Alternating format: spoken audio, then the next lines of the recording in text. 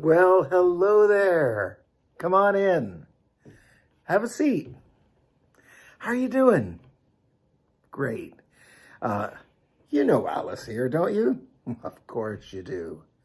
Well, Alice was going to... Yep, I'm going to recite 6 of the 10 Commandments. Oh, you're really excited, aren't you, Alice? I sure am. Okay, go ahead, Alice. All right, Commandment 1. Thou shalt have no other gods before me. That's the first. Commandment 2. Thou shalt not make unto thee any graven image or any likeness of anything that is in heaven above, or that is in the earth beneath, or that is in the water under the earth. Thou shalt not bow down thyself to them, nor serve them. For I, the Lord thy God, am a jealous God, visiting the iniquity of the fathers upon the children, unto the 3rd and 4th generation of them that hate me, and showing mercy unto thousands of them that love me, and keep my commandments. That's the second. Thou shalt not take the name of the Lord thy God in vain, for the Lord will not hold him guiltless that taketh his name in vain. That's the third. Remember the Sabbath day to keep it holy.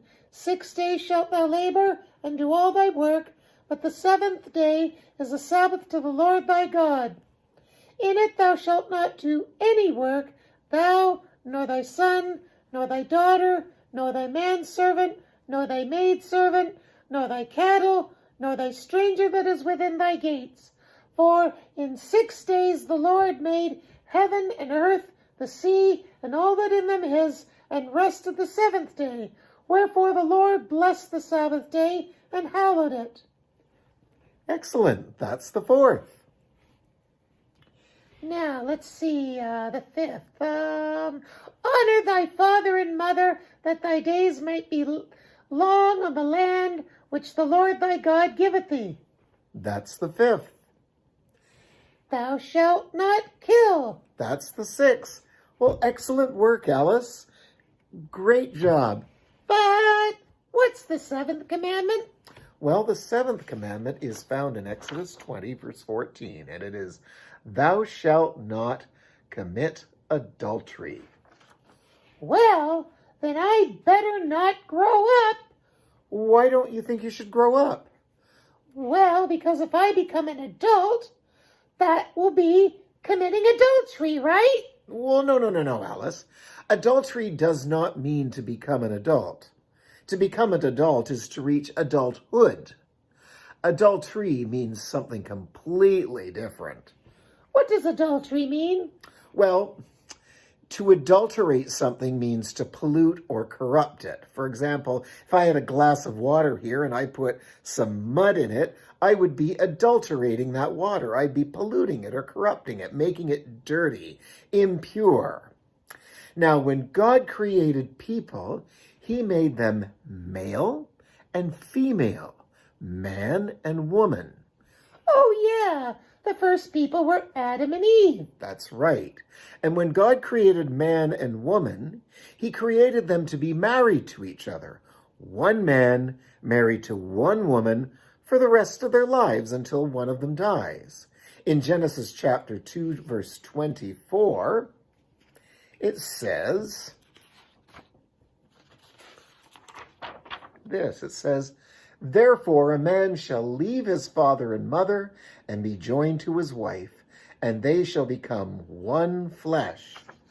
And Jesus agreed with this because in Matthew chapter 19, verses 4 and 5, Jesus says, Have you not read that he who made them at the beginning made them male and female, and said, For this reason a man shall leave his father and mother and be joined to his wife, and the two shall become one flesh? So then they are no longer two, but one flesh. Therefore, what God has joined together, let not man separate. Ah, romance. I love weddings. Yeah, I do too. But sometimes some people who are married wants someone else instead of the person they're married to. But that's so wrong. They promised each other that they would stay married for the rest of their lives. That's right. And when someone who is married goes after someone else, that is polluting the marriage, and that is called adultery. Also, if someone who's not married sees a married couple and takes away one of them to be with him, that's adultery. To corrupt a marriage can break up a marriage, and that could break up a family. That's terrible. Yes, it is. 1 Corinthians 7 verse 2 says, "Let every man have his own wife, and let every woman have her own husband."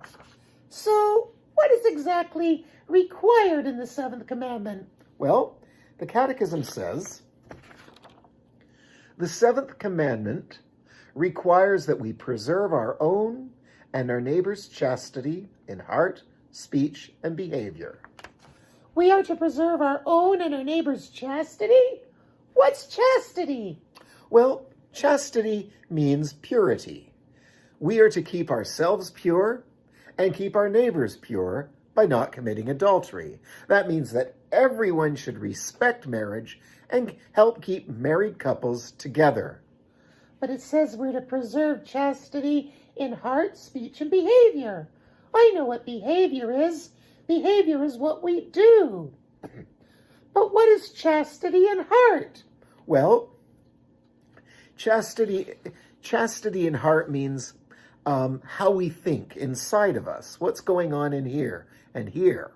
Some people may never have gone after other girlfriends or boyfriends after other people who are married, but in their hearts and in their minds, they've wanted to.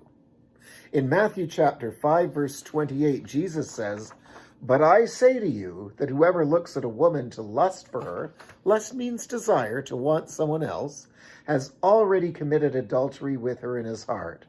So, to preserve chastity in heart, married couples need to love each other more than any other person.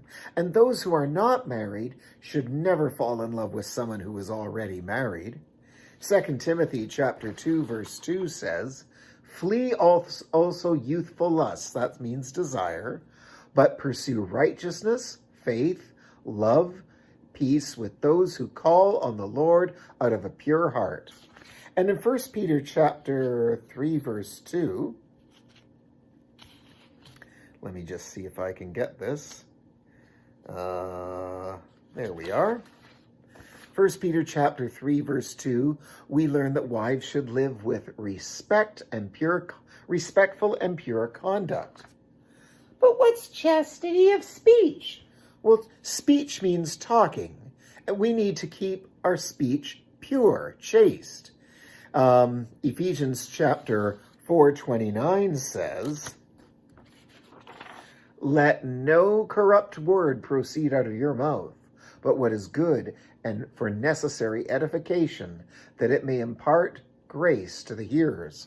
That means no dirty words and no dirty jokes.